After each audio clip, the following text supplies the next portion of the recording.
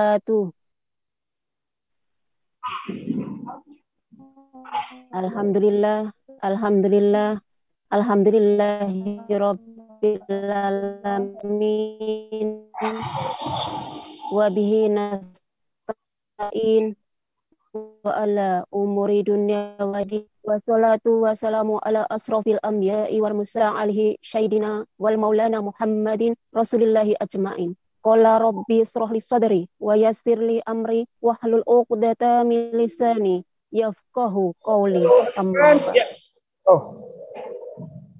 Ya kami muliakan serta kami takdimi fatmanya para alim ulama, para habaib, para kiai yang kami muliakan, Imam Baik Haki selaku Ketua Jenderal Manajer Dompet Duafa Hong Kong, yang kami muliakan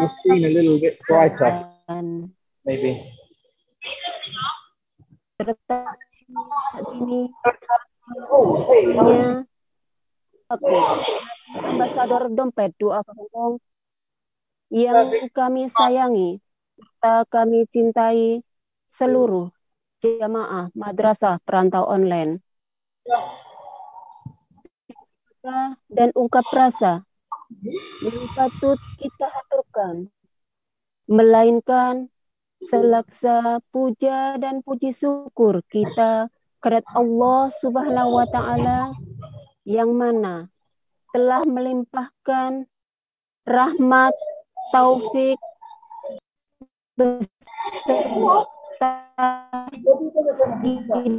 hidayah dan maunahnya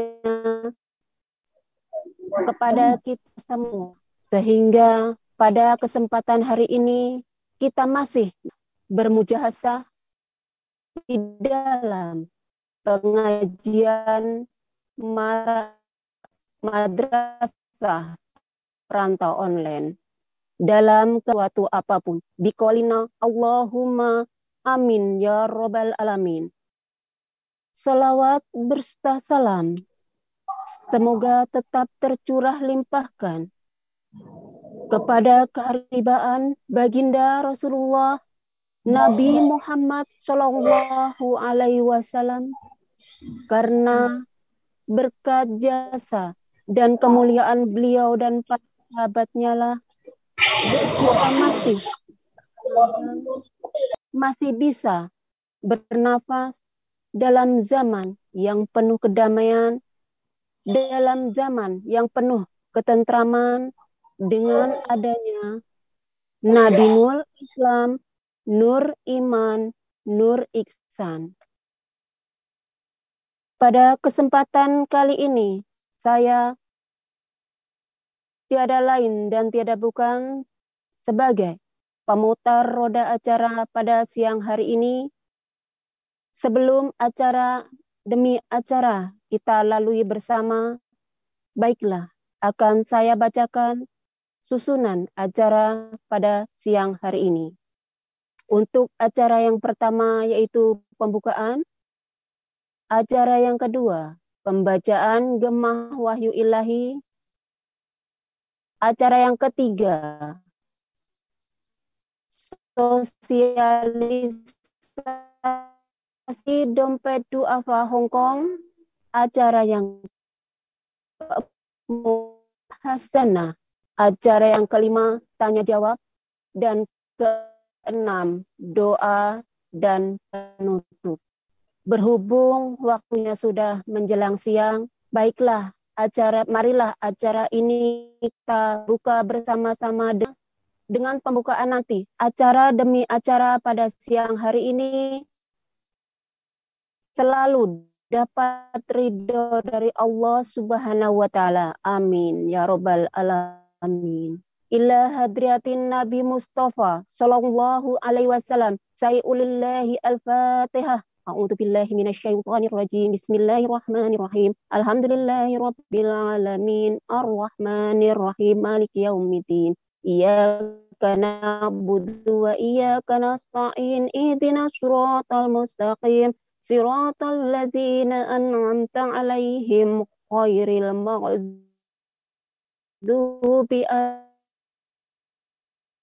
'alaihim waladdallin. Amin. Terima kasih. Untuk acara selanjutnya yaitu pembacaan Gemah Wahyu Ilahi yang akan dilanjutkan kepada beliau, kami persilahkan.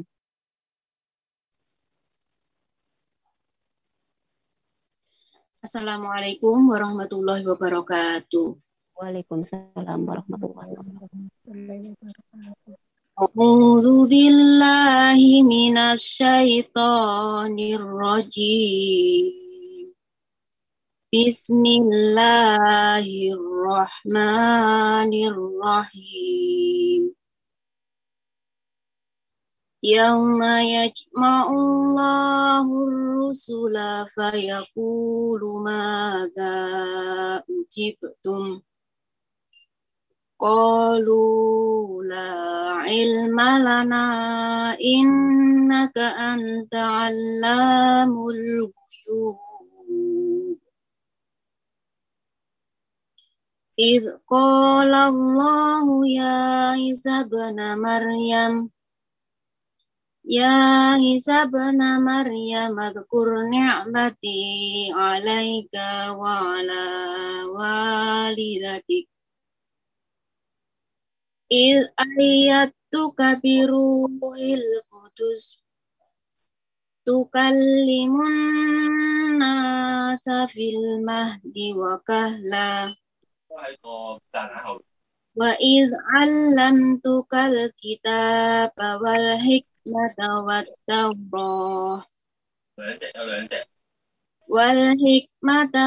taurata wal injil wa idz tahluku minat tini kahai'atit tayri bi'izni fatanfukhu fiha fatakunu tayran bi'izni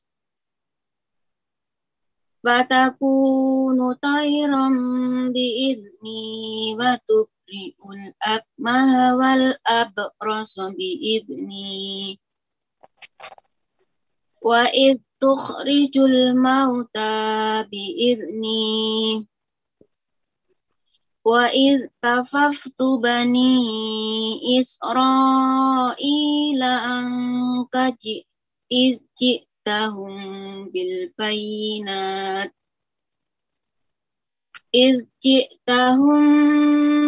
bayinati faqala alladzina kafaru minhum in hadza illa sihrun mubin. Wa id auhaitu ilal hawariyina an aminu bi wa bi rasuli qalu amanna washhad bi annana muslimun.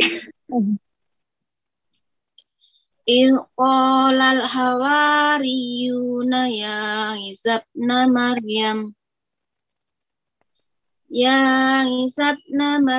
hal yastati'u rabbuka ay yunazzila alaina ma'idatan minas sama' qalat taqullaha in kuntum mu'minin. Qalu nuridu an na'kula minha wa tatma'inna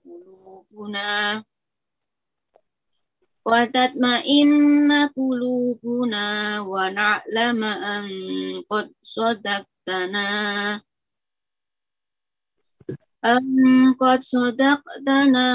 wa nakuna 'alaiha minasyahidin. Qala Isa ibnu Maryam Allahumma rabbana anzil alaina Rabbana anzil alaina ma'idatan minas sama' ma'idatan minas sama'i takunu lana 'idan li awwalina wa akhirina wa ayatan minka wa akhirina wa ayatan minka warzuqna wa anta khairur razikin. Allahu inni munazziluha alaikum faman yakfur ba'du minkum fa inni u'adzibuhu adzaban la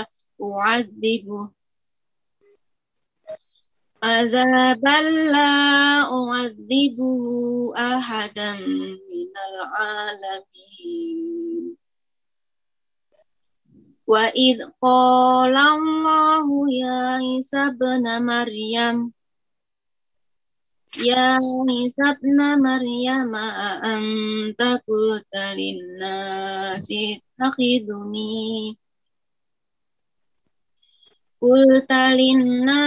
ittakhiduni wa ummiya ilahaini min dunillah.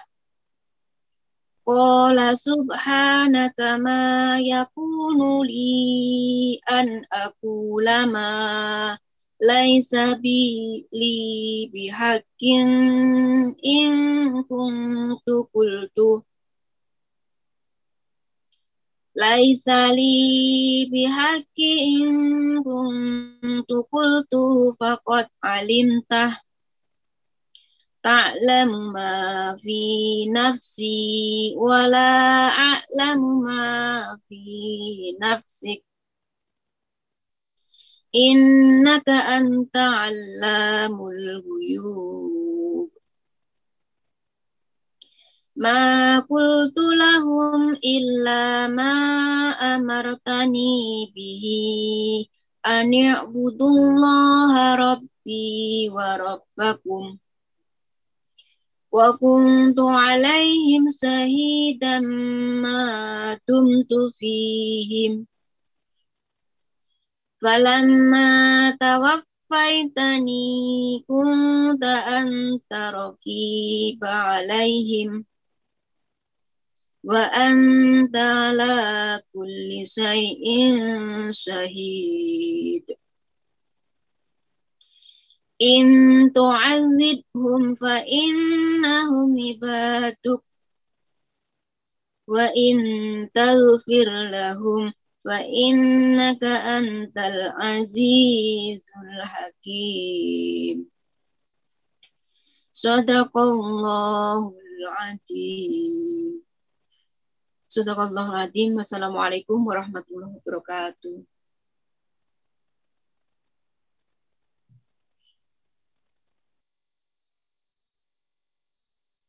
Waalaikumsalam warahmatullahi wabarakatuh. Shadaqallahul azim, shadaqallahul azim. Demikianlah tadi bacaan Kemahwahyullahi yang dilantunkan oleh Ibu Fitri. Semoga kita semua mendapatkan pahala, khususnya bagi yang membacanya dan umumnya bagi kita sekalian yang mendengarkannya. Untuk Pak Hongkong, teman-teman sekalian, acara hari ini juga disiarkan secara langsung melalui Facebook dan juga rekamannya akan diupload di YouTube Dompet Duafa Hongkong. Jangan lupa ya untuk like fanpage Facebook Dompet Duafa Hongkong dan juga subscribe untuk berlangganan YouTube Dompet Duafa Hongkong untuk mendapatkan update informasi-informasi bermanfaat dan kajian-kajian yang diselenggarakan oleh Dompet Duafa Hongkong. Untuk acara selanjutnya yaitu acara yang kita tunggu-tunggu, yaitu Mu'idoh Hasanah yang akan disampaikan oleh Ustadz Akbar Daulay dengan tema Al-Quran dan Sains. Kepada Ustadz Fauzan Akbar Daulay, Falia Tafadol Maskuro.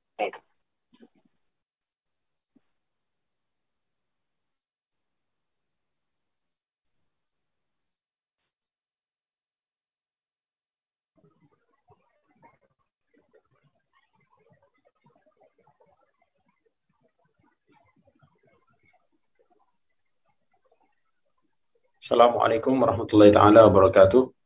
Waalaikumsalam warahmatullahi wabarakatuh. Gambar saya kelihatan, Bu? Boten itu Pak Ustaz, nggak ada loh. Warahmatullahi wabarakatuh.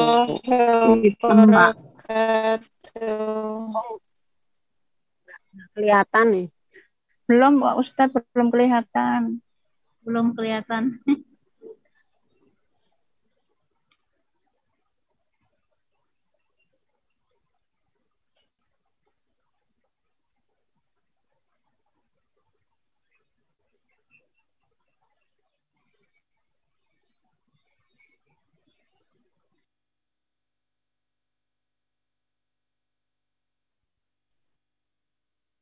Izin saya keluar dulu, Bu, ya. Coba dites dulu. Monggo warahmatullahi wabarakatuh. Sudah, Bu, ya? Kelihatan, ya? Sudah, Ustaz. Oke. Kelihatan gambarnya.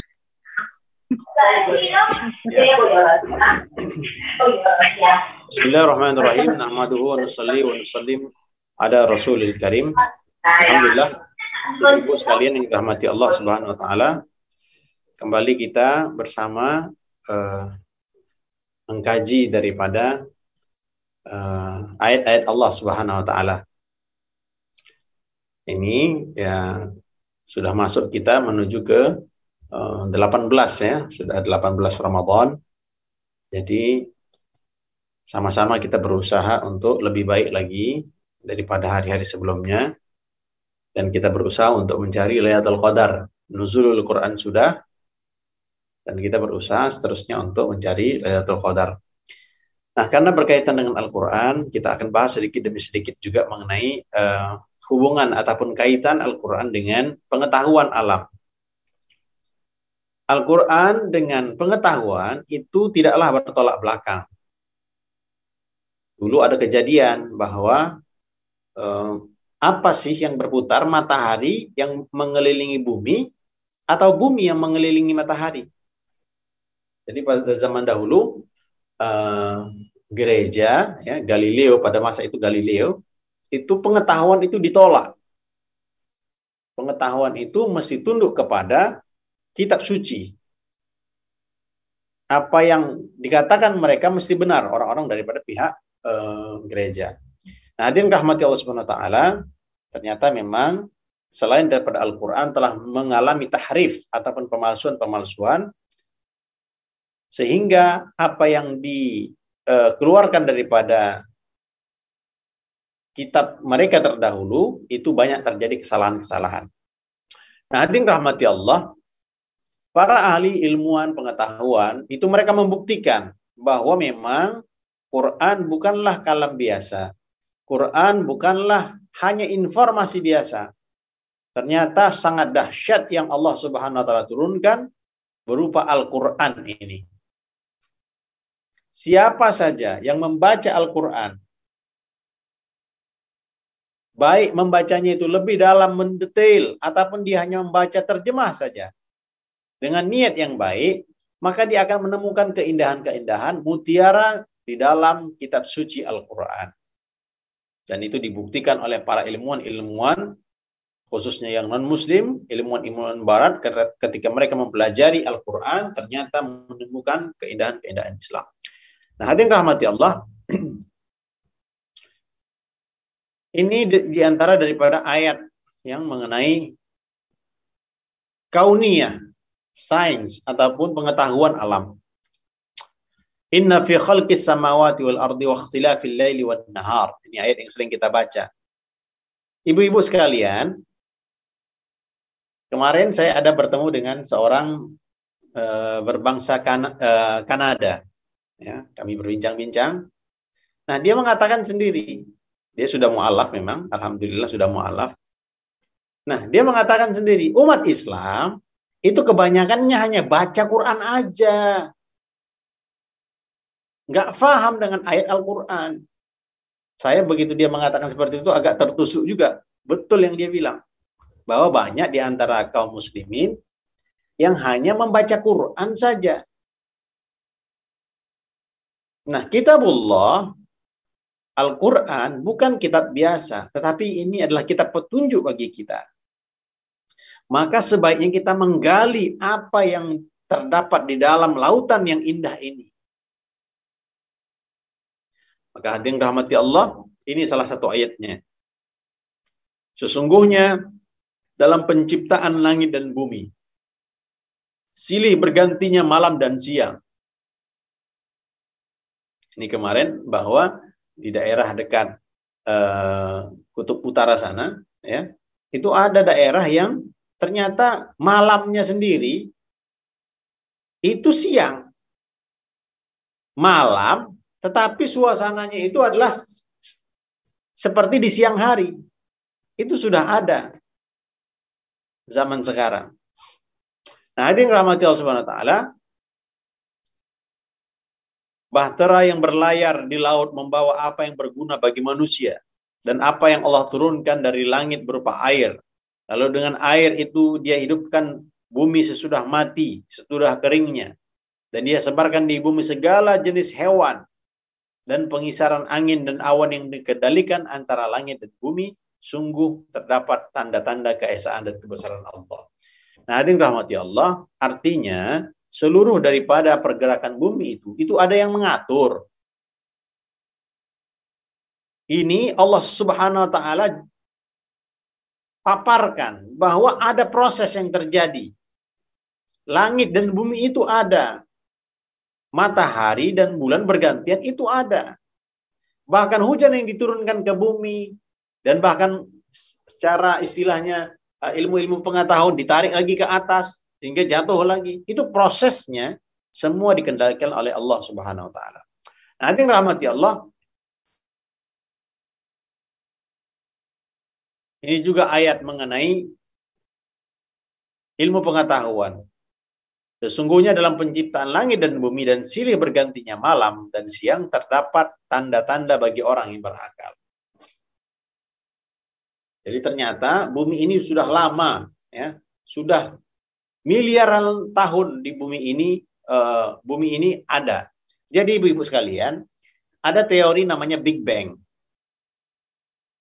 Big Bang itu apa? Dulunya itu bumi ini satu, ibarat sebuah batu, ya, ibarat sebuah batu.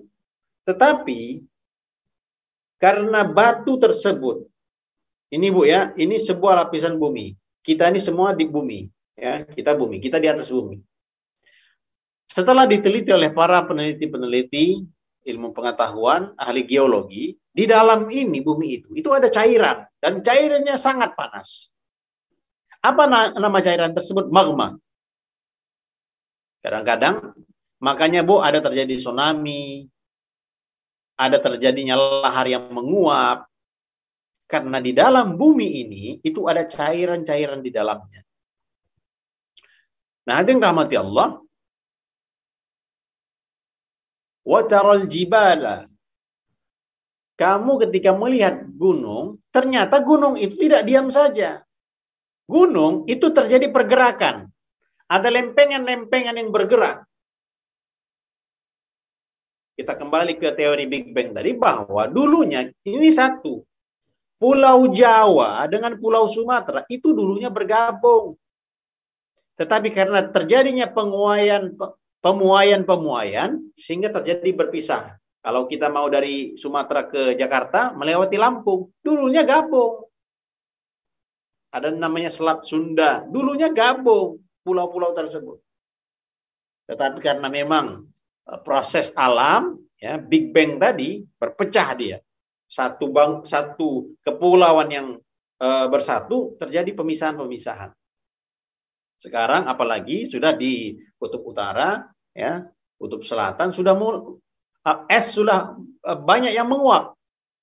Ya, es sudah banyak yang mencair dan terjadi banyak daripada pemisahan-pemisahan daerah. Nah, gunung itu setiap tahun sekali, ya, itu terjadi pergeseran gunung. Berapa banyak pergeseran antara gunung tersebut setiap daripada tahunnya? Kurang lebih 1 cm. 1 cm terjadi pergerakan gunung. Itu diteliti oleh ahli-ahli geologi. Nah, hadirin rahmati Allah, mungkin ibu-ibu pernah mendengar bahwa masjid kita itu berubah kiblatnya. Dulunya ngadapnya lurus misalnya. Sekarang kok mereng ya? Kok sudah ada mereng-mereng di masjid? Waktu kecil kita, masjidnya lurus, bagus saja. Tetapi kok sekarang udah mereng? Berarti masjid itu mengikuti betul-betul arah ke kiblat. Ya. Mereka sesuaikan dengan terjadinya pergerakan bumi. Yang awalnya lurus sudah agak mereng. Membuktikan bahwa memang bumi ini bergerak. Memang gunung itu bergerak. Nah, hadirin rahmati Allah Subhanahu wa taala, itu adalah tanda-tanda kekuasaan Allah Subhanahu wa taala. Nah, ilmuwan itu meneliti. Jadi, Ibu, biasanya sebetulnya dalam bahasa Arab, ya, ulama itu termasuk ulama yang mempelajari ilmu agama dan termasuk mempelajari ilmu pengetahuan alam. Itu disebut alim, disebut ulama. Jadi kita mesti mengembalikan sebagaimana kejayaan Islam terdahulu. Syekh Ismail Al-Faruqi, orang Palestina, syekh ulama, beliau mengajar di Connecticut, Amerika. Beliau mengatakan, kejayaan Islam itu dengan kita mengkombinasikan, dengan kita menggabungkan ilmu agama dengan sains. Ada orang yang dia belajar kedokteran, oh itu ilmu dunia. Ada orang yang dia belajar ilmu pembangunan, bagaimana cara untuk membina kerangka-kerangka bangunan pencakar langit. Oh itu ilmu dunia. Bagaimana orang yang dia belajar mengenai bakteri-bakteri, oh itu ilmu dunia. Hadirin rahmati Allah, semua daripada ilmu-ilmu yang zahirnya dunia, ketika berusaha mendekatkan diri pada Allah, itu termasuk ilmu agama. Dan ini dibuktikan oleh ulama-ulama kita terdahulu. Mereka bukan hanya menghafalkan Al-Quran, tetapi ilmu pengetahuan di tangan mereka. Ini pujian Allah terhadap ulama. Yarfa'illahu alladhina amanu minkum walladhina utul ilma darajat. Allah meninggikan orang-orang yang beriman di antara kamu dan orang-orang yang diberi ilmu pengetahuan. Artinya apa ibu-ibu sekalian? Kita berhajat terhadap ilmu pengetahuan. Bukan hanya ilmu agama, tetapi ilmu mengenai bagaimana kehidupan kita di dunia pun hendaklah kita mempelajarinya. Apa maksudnya Ustadz? Baca buku. Itu maksudnya. Kita apa? Baca buku. Membaca. Jadikan habit kita, jadikan kebiasaan kita itu adalah membaca. Ustadz, kan saya udah membaca setiap hari status. Status yang dibaca galau semua, Bu. Kita pun jadi galau karena membaca status yang galau-galau. Maka hendaklah kita membaca bagaimana?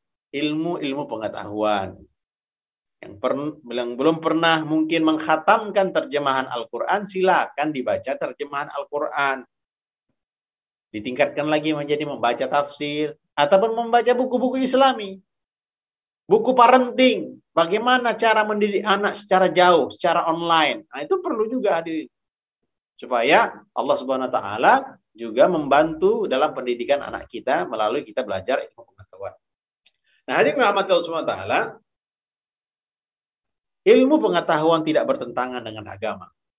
Bahkan Allah Subhanahu wa taala banyak menjelaskan di dalam Al-Qur'an kuasa Allah di bumi ini. Ya. Nah, ini dia. Jumlah ayat sains Kalau di dalam Al-Quran, ini 200 ayat nih diteliti para ahli, bahwa ayat-ayat mengenai hukum haji, puasa, sholat, membayar zakat, itu kurang lebih 200 ayat mengenai hukum. Dan ini memang dikembangkan para ulama sehingga berjilid-jilid kitab yang membahas tentang hukum-hukum agama, hukum-hukum syariah. Tetapi ternyata ayat kauniyah, ayat sains, ayat mengenai kuasa Allah Subhanahu wa taala di muka bumi ini, di atas langit, di bawah bumi, lautan, hujan, matahari, bulan, dan sebagainya, itu 800 ayat kauniyah. Membuktikan bahwa bukan hanya akhirat saja yang diurus, dunia ini pun kita mesti juga baik kehidupan kita, baik daripada usaha kita ketika dunia. Rabbana atina fid dunya hasanah. Bukankah ini perintah Allah? Bukankah ini adalah ayat di dalam Al-Quran? Fid dunya hasanah. Di dunia baik, bahkan di akhirat pun Allah berikan lagi kebaikan. Nah, hadirin rahmati Allah SWT, maka kembali kepada tadi, jangan sampai kita memisahkan. Diusahakan, Bu, ya, kita punya anak, keturunan, ataupun cucu, diusahakan hafal Quran juga, ilmu pengetahuan juga hebat. Ya, ilmu pengetahuan juga hebat. Nah, hadirin rahmati Allah. Nah, dalam Islam itu tradisi penterjemahan. Jadi memang dahulu orang-orang punya kebudayaan yang cukup lampau, cukup tinggi di masanya. Tradisi mana yang hebat-hebat zaman dahulu?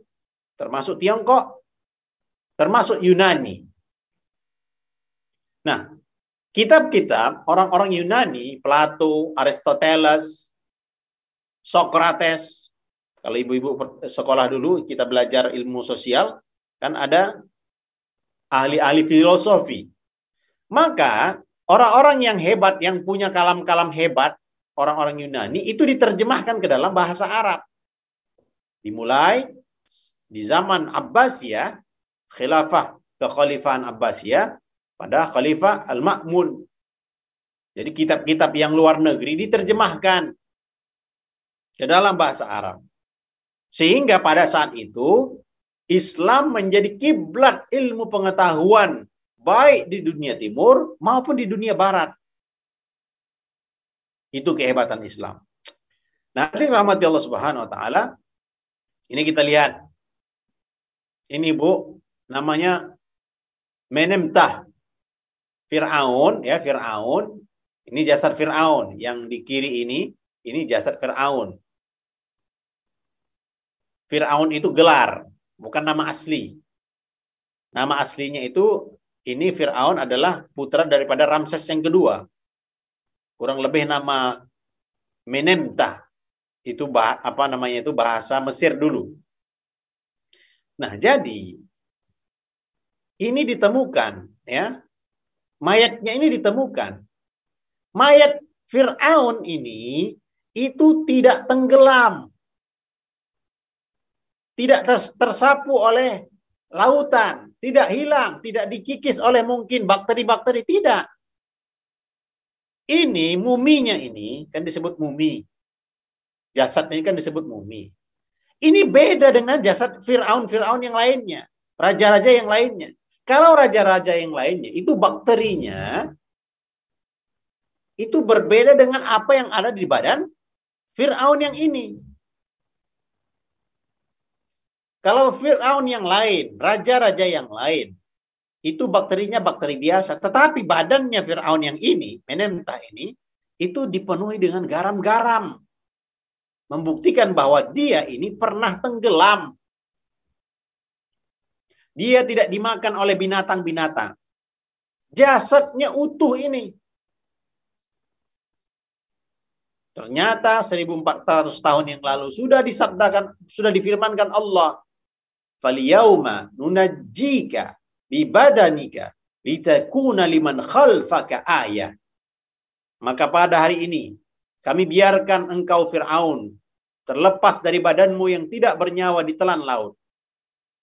Nunajjika, kami selamatkan. Kami tetapkan badan kamu. Supaya apa? Tanda bagi orang-orang setelahmu. Supaya mereka mengambil pelajaran. Nah ini yang kiri muminya. Yang kanan itu karena sekarang sudah teknologi canggih. Beginilah kurang lebih daripada wajah Fir'aun dahulunya. Jadi hadirin rahmatillah subhanahu wa ta'ala, ini pelajaran untuk kita. Ya, al-ana wa qad asaita qabl. Jadi dia bertobat kepada Allah. Ini Fir'aun dia tobat, tetapi keimanannya tidak diterima. Sebab apa? Sudah ghar-ghara. Sebab apa? Sudah nyawanya udah ditarik di ujung daripada tenggorokannya. Maknanya apa? Kita, Bu, innallaha yaqbalu taubatal 'abdi ma lam yughargir. Sesungguhnya Allah Subhanahu wa taala menerima taubat kita selagi mana kita belum sakaratul maut, sebelum ghargharah, sebelum ditarik nyawanya. Nah, ini Fir'aun sudah ketika ditarik nyawanya baru tobat.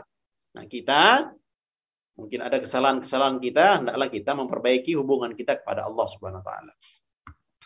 Ada yang rahmati Allah, ini juga tanda-tanda kekuasaan Allah. Bertemunya dua lautan, ya, Selat Gibraltar namanya. Ini Gibraltar ini kan nama mereka istilah yang disebutkan. Jabal Tariq istilahnya. Jabal Tariq.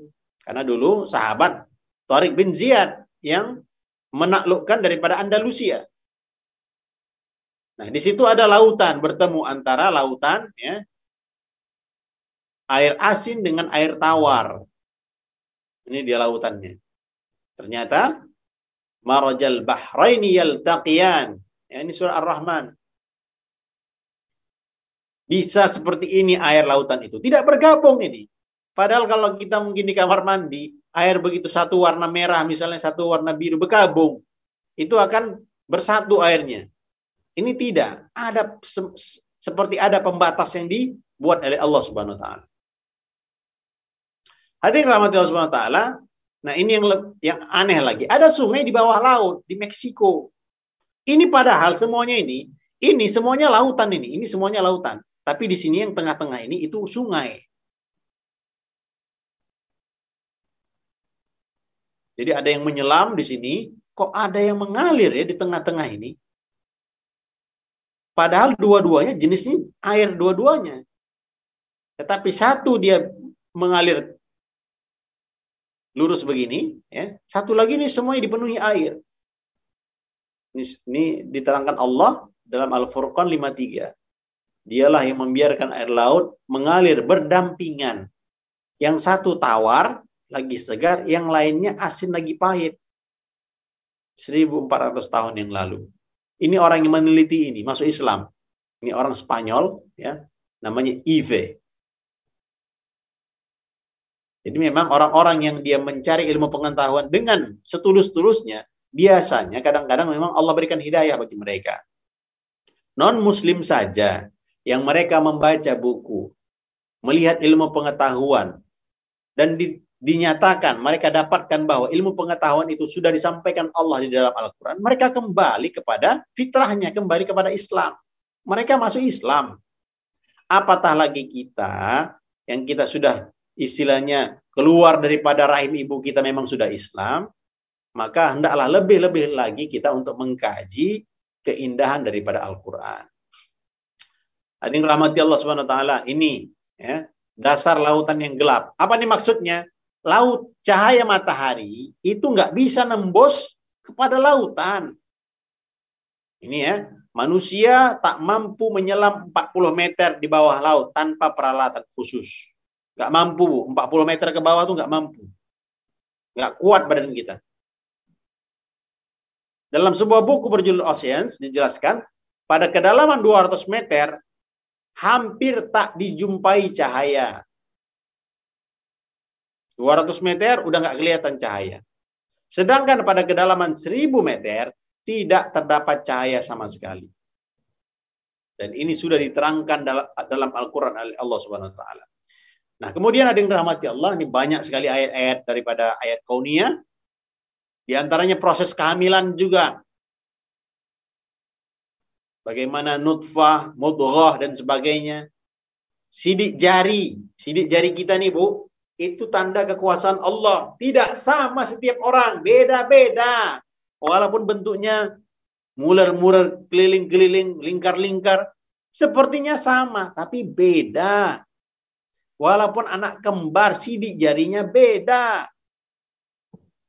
Jaringan syaraf di kulit kita diteliti juga oleh para ilmuwan-ilmuwan. Jadi ketika termasuk penelitian ulama, peneliti-peneliti itu mengambil daripada ayat Al-Quran. Baddalnahum jildan akhar. Kami ganti mereka dengan kulit yang lain. Artinya apa? Bahwa kita ini dulu ya, para dokter ataupun ilmu pengetahuan, mereka berkesimpulan bahwa rasa itu dapat diketahui adalah berasal daripada otak. Panas, dingin, terluka, itu datangnya. Perasaan itu mereka berkesimpulan dulunya dari mana? Dari otak. Ternyata setelah dipelajari lebih lagi, itu ternyata memang kulit kita sendiri memang ada reseptornya. Jaringan saraf di kulit yang memberikan perasaan bahwa saat ini panas, saat ini dingin. Itu sudah ada. Dan itu diketahui juga daripada ayat Al-Quran. Hadirin rahmatillah subhanahu wa ta'ala, ini pernah terjadi tahun 2008, hujan darah. Hujan berwarna merah pernah terjadi pada tahun 2008. Bakteriolog, ahli bakteri, setempat memastikan darah jatuh pada sebuah komunitas kecil di Coco, Colombia. Dan dibawa mereka ke lab mereka bahwa ternyata itu darah. Hujan darah dulu pernah. Kalau sekarang kan hujan es, kita pun sudah terkejut. Udah ada hujan es sekarang nih. Ternyata dulu pun sudah ada, tahun 2008, hujan darah. Hadirin rahmatullah subhanahu wa ta'ala, jadi memang macam-macam kuasa Allah subhanahu wa ta'ala yang telah ditunjukkan dalam Al-Quran. Nah, kemudian bagaimana apa sekarang tugas kita? Jadi Al-Quran ini banyak mengarahkan kita untuk melakukan berbagai macam penelitian ilmiah. Intinya Bu, kita terus belajar. Anak-anak kita digerakkan untuk terus belajar. Dibiasakan. Tidak akan tercapai anak-anak daripada sebuah keluarga pengetahuan yang meningkat kecuali kita pun semangat dalam menuntut ilmu. Tetap kita nasihatkan diri kita ada target dalam membaca buku. Supaya kita tahu indahnya Islam itu gimana sih? Aku mengamalkan Islam itu bagaimana sih? Kenapa kok saya ini mesti berpuasa? Kenapa saya mesti untuk melakukan sholat? Maka semuanya ada hikmah-hikmahnya. Dan kita diperintahkan Allah untuk kita melakukan pembelajaran terhadap hal-hal itu. Al-Quran sudah memerintahkan hal itu. Makanya kita tidak akan mendapatkan jawaban-jawaban yang bersifat sains di dalam Al-Quran kalau kita tidak mencarinya. Jadi Al-Quran tidak langsung menjelaskan ini mesti begini bahwa proton, neuron dan sebagainya, tidak. Tapi kunci-kuncinya, jalan-jalannya sudah ada di dalam Al-Quran. Tinggal kita mengembangkannya. Nah, ibu-ibu sekalian, mudah-mudahan istilah kajian Quran kita ini kita masih dalam bulan Ramadan dan malam nuzul Quran tadi malam, maka kita diusahakan meningkatkan lagi bacaan kita dan pengetahuan kita. Pada bulan Ramadan, kita itu diharapkan untuk memperbanyak membaca Al-Quran. Dari segi jumlahnya, banyak hataman. Silakan ketika bulan Ramadan ini kita memperbanyak hataman. Tetapi khususnya, nanti ketika selesai Ramadan, kita mempelajari juga tentang apa kehendak Allah daripada terjemah ataupun tafsir-tafsir yang dituliskan oleh para ulama. Demikian mungkin yang boleh saya sampaikan. Jika mungkin ada yang didiskusikan, silakan. Jazakumullah khair. Terima kasih. Demikianlah tadi Mu'idos Hasanah yang disampaikan oleh Ustadz Fauzan Abardaulay. Kepada Utifillah yang mau bertanya, dipersilahkan bisa buka mikrofonnya. Monggo.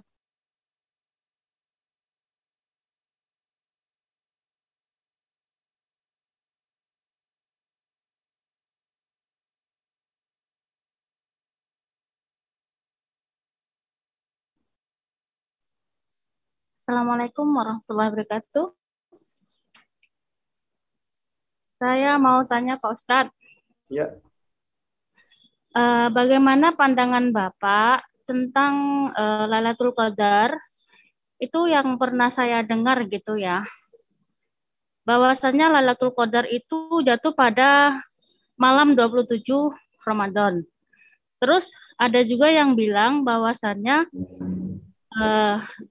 Lailatul Qadar itu terjadi pada hari malam-malam ganjil di bulan Ramadan 10 akhir begitu. Pendapat Bapak bagaimana tentang ini?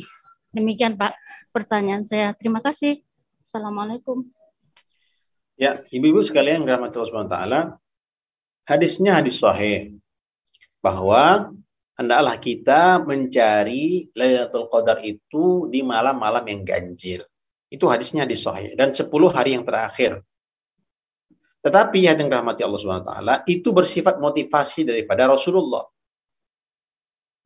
Apakah Lailatul Qadar hanya 10 hari terakhir? Ternyata tidak. Nah, jadi hadirin rahmati Allah SWT, tugas kita apa? Tugas kita adalah menghidupkan seluruh malam. Tugas kita mencari. Jadi hikmah, mengapa Allah Subhanahu wa taala sembunyikan Lailatul Qadar? Kenapa nggak dikatakan Lailatul Qadar malam 27? Maka beriktikaflah kamu semua, hidupkanlah malam. Kalau seperti itu, niscaya kita akan lemah-lemah amalan kita, 27 saja. Baru kita akan semangat. Begitu Bu, kebiasaannya ya, kebiasaannya. Ketika malam ganjil masjid penuh karena banyak yang itikaf. Tapi waktu malam-malam yang genap, ya sunyi, nggak seperti malam-malam yang ganjil, sehingga ada sahur bersama di masjid-masjid kita di Indonesia seperti itu. Nah, maka hadirin rahmati Allah, kita hakikatnya adalah mencari Allah. Bukanlah kita hanya mencari Lailatul Qadar saja. Kita ibadahnya full ketika Lailatul Qadar saja. Malam-malam ganjil saja. Tidak. Tetapi kita mau Ramadan kita itu berkesan bagi diri kita hingga Ramadan berikutnya. Maka sudah saya sampaikan juga sebelum-sebelumnya, persiapan ketika untuk mendapatkan Lailatul Qadar bukan saja ketika Ramadan, tetapi pada masa bulan Rajab. 3 bulan sebelumnya, Rajab, Sya'ban, Ramadan. Dan seluruh malam, setiap hari, setiap malam itu kita hidupkan dengan ibadah. Inna anzalnahu fi lailatin mubarakah. Jadi Quran ada yang diturunkan, memang Allah Subhanahu wa taala turunkan pada malam Lailatul Qadar. Tetapi Lailatul Qadar bukan hanya 17 Ramadan saja. Nuzulul Quran 17 Ramadan, tetapi Lailatul Qadar bukan hanya 17 Ramadan saja. Maka hadirin rahmati Allah SWT, kita berusaha setiap hari, hendaklah kita hidupkan malam. Kita mau mencari Allah. Man araf Allah, siapa yang dia kenal Allah, siapa yang dia mau mencari Allah, siapa yang mau mendapatkan Allah, fakullu lailatin Lailatul Qadar. Setiap malam adalah malam Lailatul Qadar. Demikian Bu.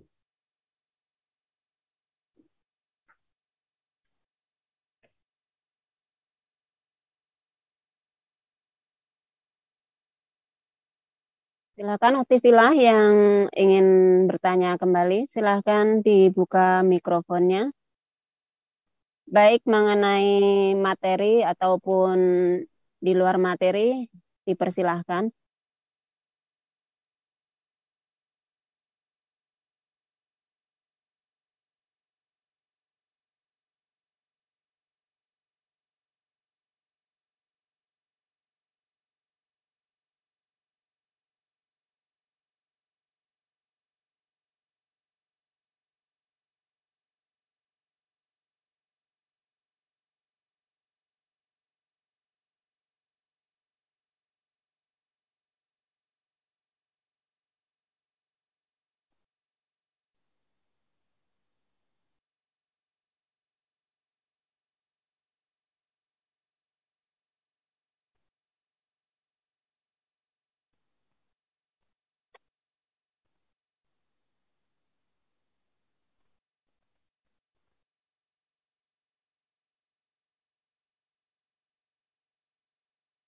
Assalamualaikum Ustadz.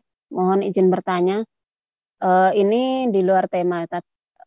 Ya, Bu. Apakah ada doa yang tersendiri untuk anak yang mau hafalan Quran, kayak gitu? Jadi doa seorang ibu atau amalan doa apa yang harus dilakukan seorang ibu untuk putra-putrinya supaya lancar untuk baca hafalan Al-Qur'annya. Terima kasih atas jawabannya.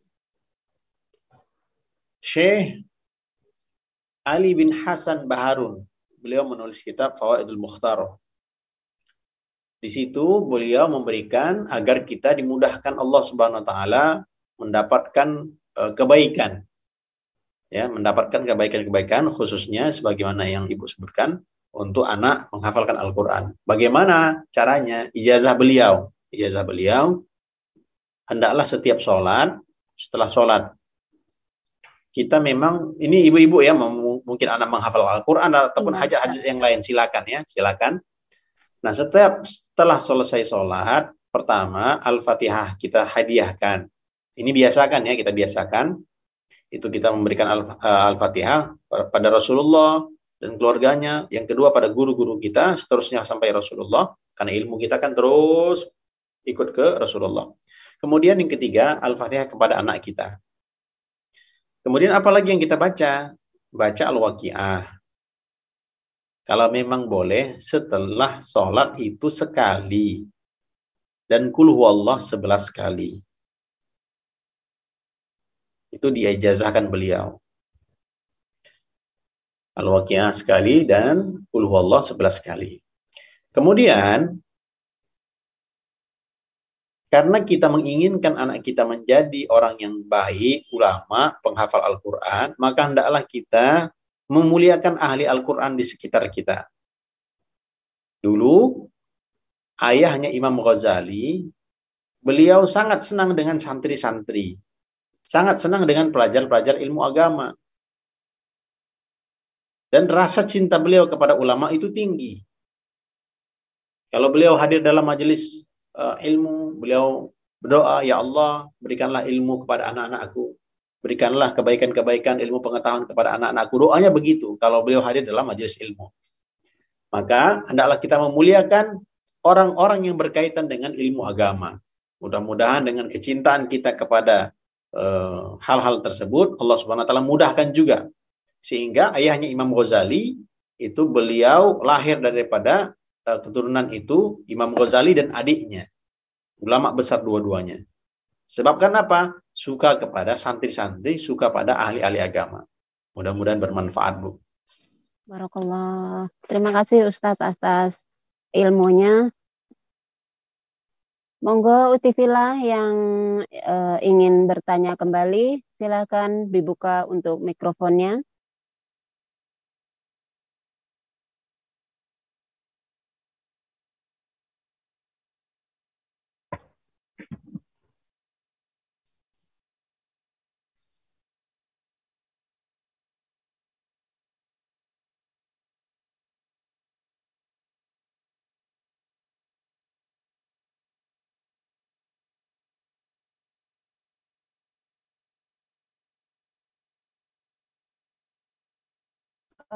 Saya bacakan chat yang di Zoom ya Ustadz. Assalamualaikum Pak Ustadz, waktu sore menjelang atau ngabuburit. Bagaimana Islam memandang hal ini? Terima kasih. Ada 3 doa yang Allah Subhanahu wa taala la turaddu da'watuhum. Tidak akan ditolak doa mereka. Pertama, doa orang tua. Kita ibu-ibu yang mungkin ada memiliki orang tua, silakan minta doa.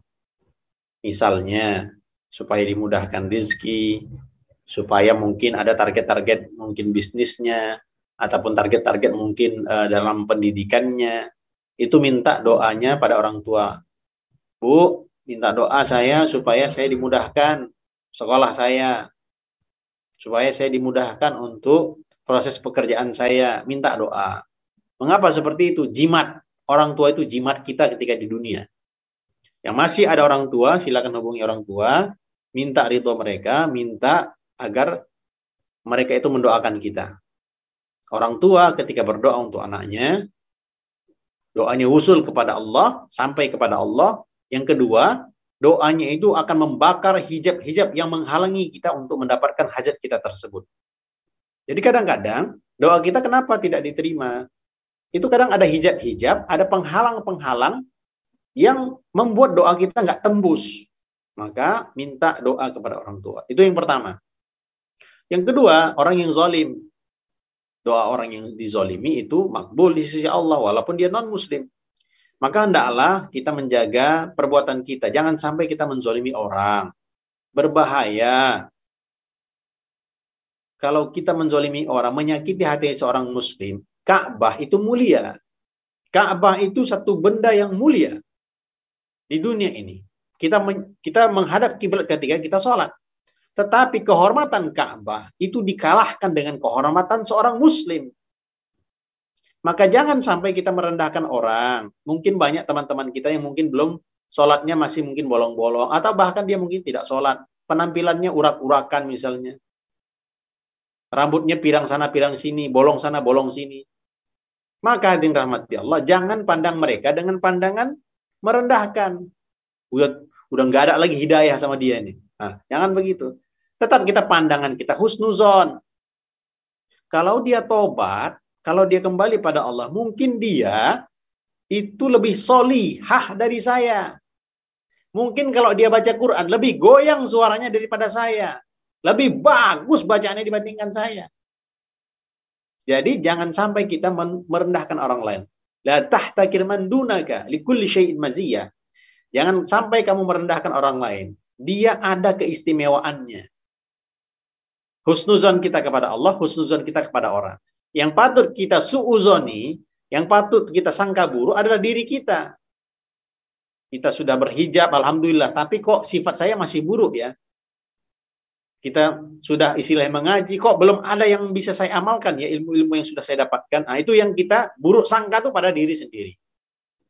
Jadi tadi jangan sampai kita menzolimi orang, apalagi bab muamalah, hubungan kita sesama manusia, akad itu dijaga. Kalau mungkin belum itu dia pernah berhutang, dibayar hutangnya, akad itu dijaga. Nah itu yang kedua, satu orang tua. Yang kedua orang yang dizalimi. Yang ketiga adalah doa ketika berbuka puasa. Itu makbul di sisi Allah. Kok istilahnya ngabuburit sehingga lupa. Silakan istilahnya membeli makanan. Silakan untuk belanja. Tidak ada masalah, tidak ada larangan. Tetapi hendaklah digunakan waktunya sebaik mungkin. Sebelum berbuka puasa ada doa. Tapi kan saya baca doa buka puasa Ustadz. Iya, itu doa buka puasa. Kan saya nggak digunakan doanya itu, doanya yang makbul sebelum berbuka puasa. Kita nih Bu, kita beribadah. Terus kan kita puasa, sahur, terus kita menahan lapar dahaga. Nah, di balik kesusahan itu Allah pandang. Setiap kita amalan ada yang kita lakukan seperti tadi, amalan untuk anak-anak kita doa. Setiap kita setelah selesai amalan, itu kita doa. Nah, kok kita setelah amalan itu kita nggak doa, padahal istilahnya kita sudah bersusah payah menahan dahaga, menahan lapar kita, itu doanya mandi, itu doanya makbul. Rugilah kita ketika kita tidak menggunakan waktu tersebut untuk bermunajat kepada Allah. Yang banyak mintanya, baik hajat kita di dunia maupun hajat kita di akhirat. Kan kita banyak masalah, kan kita banyak mungkin hajat-hajat yang perlu diselesaikan. Kita minta sama Allah, berkahnya Ramadan itu ada. Doa itu makbul. Minta pada Allah yang luas anugerahnya. Kalau kita minta sama manusia itu banyak sekali alasan-alasannya. Tapi kalau kita minta pada Allah, Allah maha luas, maha kaya. Seluruh doa kita itu diterima oleh Allah Subhanahu wa taala. Maka kita gunakanlah khususnya sebelum berbuka puasa, gunakan walaupun mungkin 5 menit saja kita doa, gunakan waktu itu. Yang ibu-ibu sibuk mempersiapkan makanan-makanannya, segera selesaikan persiapan berbuka puasa, paling tidak 10 ataupun 5 menit sebelum berbuka puasa. Gunakan waktu itu untuk doa. Yang masak-masak juga jangan di dapur saja sampai berbuka puasa. Masak sana, masak sini, mie-nya belum siap lagi, belum lagi ayam penyetnya lagi, sambalnya dan sebagainya. Karena mau enak makanannya. Nah, hilanglah kemuliaan Ramadan kalau kita hanya memikirkan makanan saja. Jadi urusan makanan, nah kita rendahkan isinya pada bulan Ramadan ini. Banyakkan ibadah, banyakkan doa. Begitu, Bu.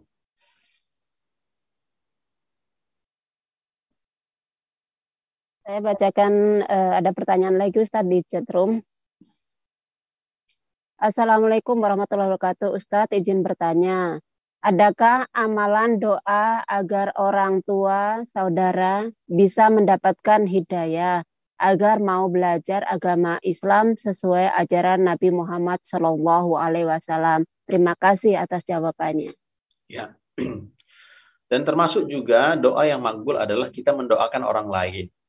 Kita punya teman, kita punya saudara, kita punya orang tua. Itu silakan kita doakan.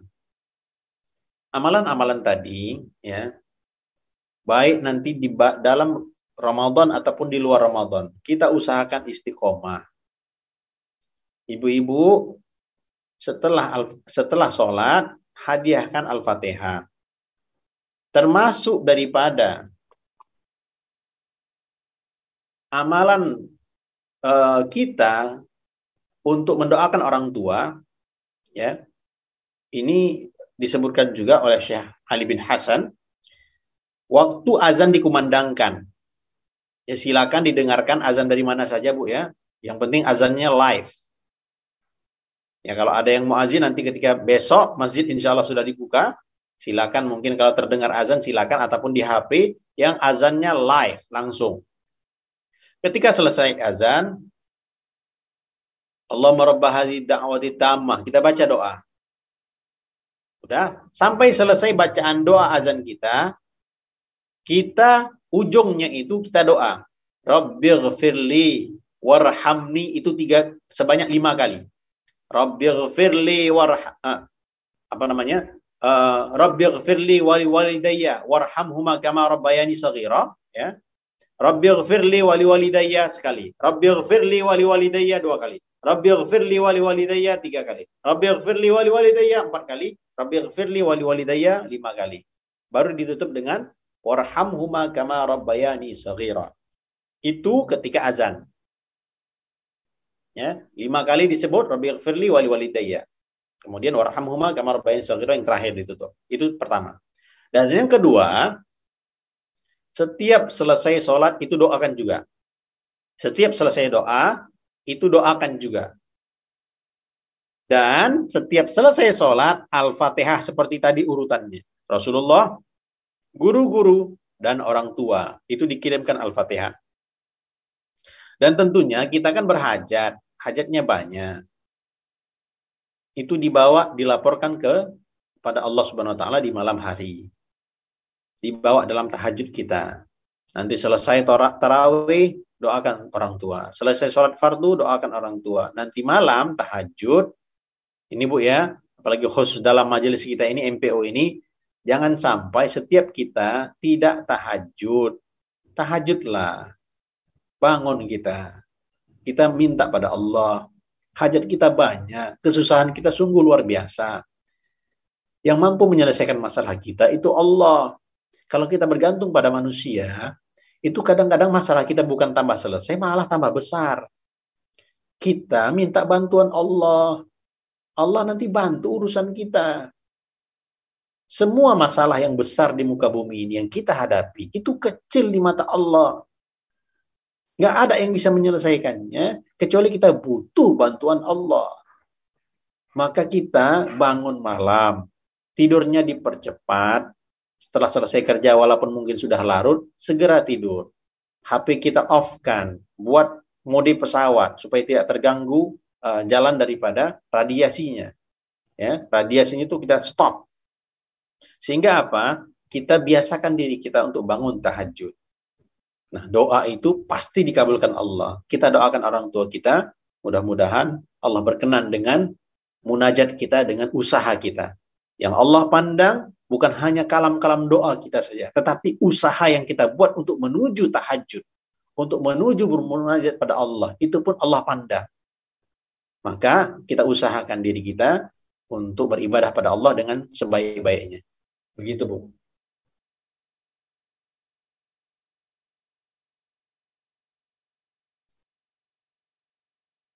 Silakan kalau ada lagi yang mau bertanya. Assalamualaikum, Ustadz. Assalamualaikum warahmatullahi wabarakatuh. Silakan Ibu Rini. Ibu Rini.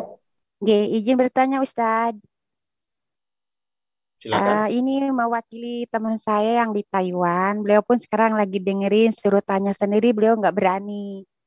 Gini katanya, di keluarga beliau itu ada yang baru nikah, keponakannya itu kemarin bulan Januari.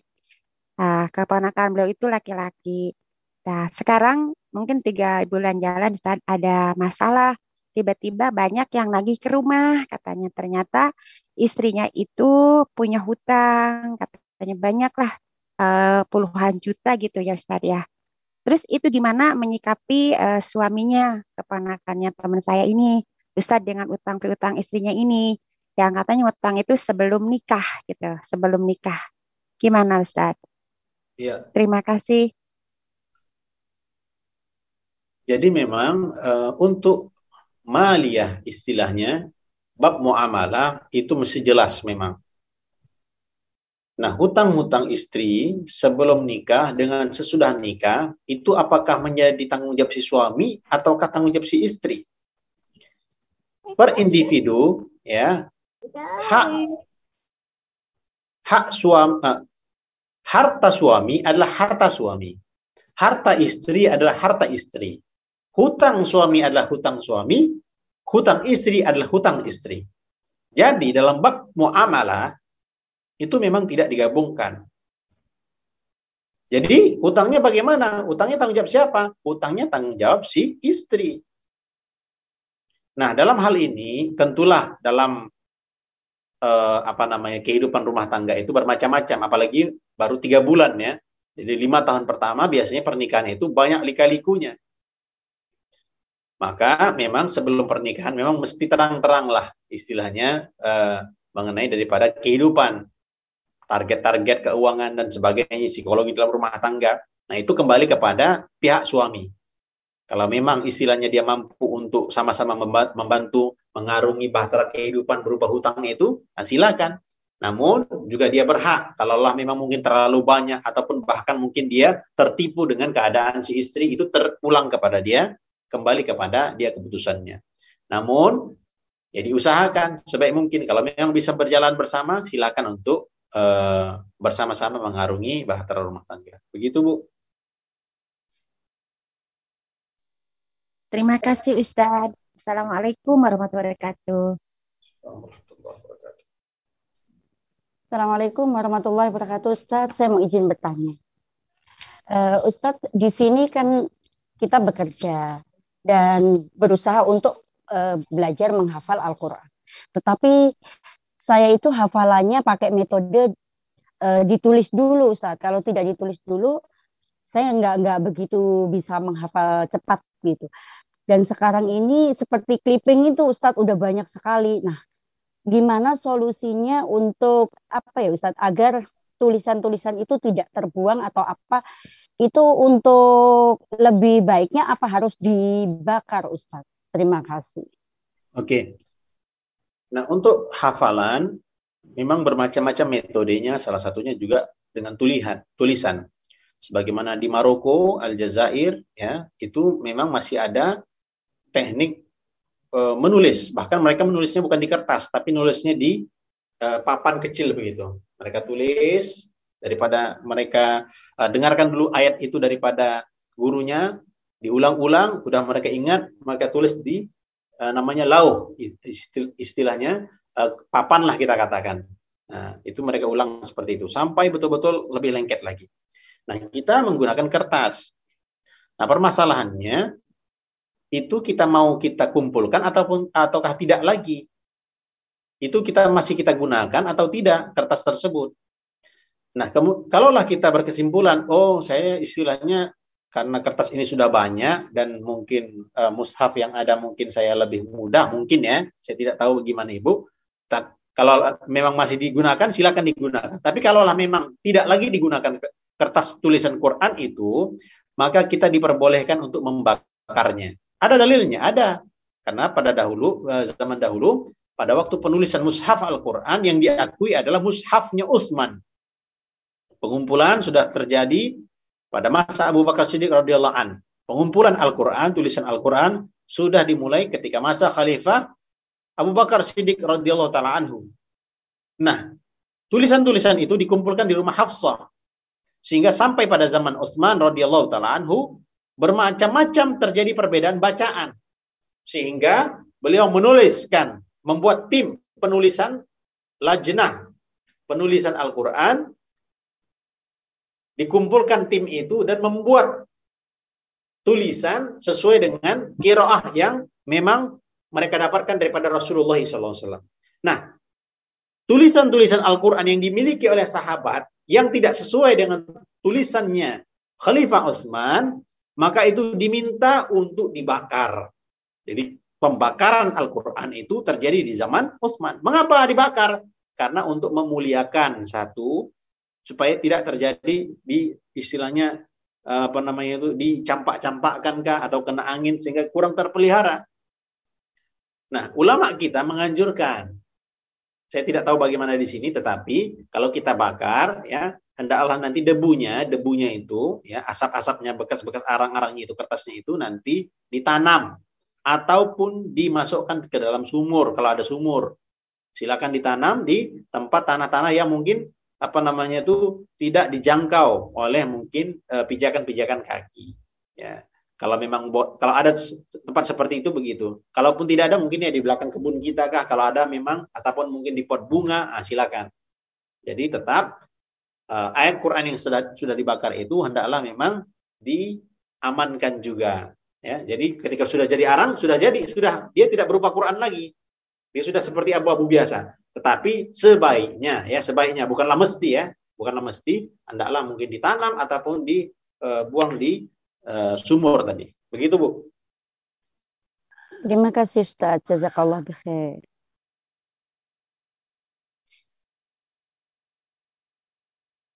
Ustaz, maaf, tadi saya masih kurang paham soal ini.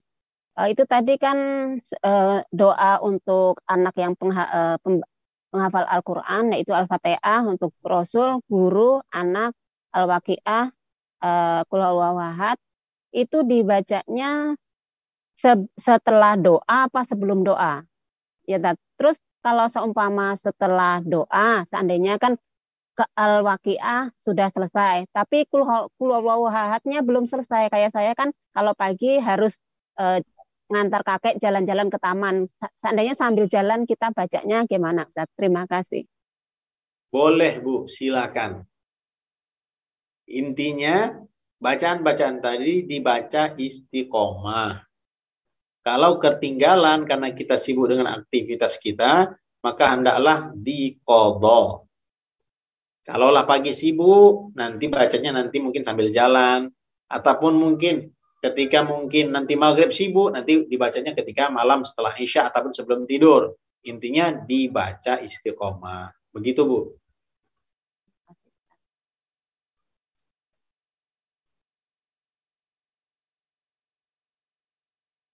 Silakan, kalau ada yang mau bertanya, saya kasih kesempatan satu kali.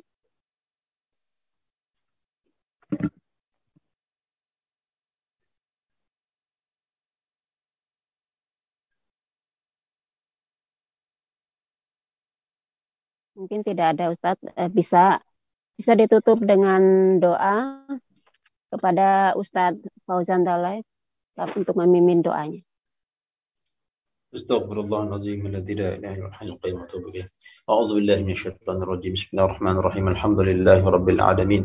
Wassalatu wassalamu ala asyrafil anbiya'i wal mursalin wa ala alihi wa sahbihi ajma'in. Allahumma iftah lana futuhal 'arifin. Alhimna ilhamal malaikatil muqarrabin. وارزقنا فهم الأنبياء والمرسلين Rabbana atina fid dunya hasanah wa fil akhirati hasanah wa qina adzaban nar.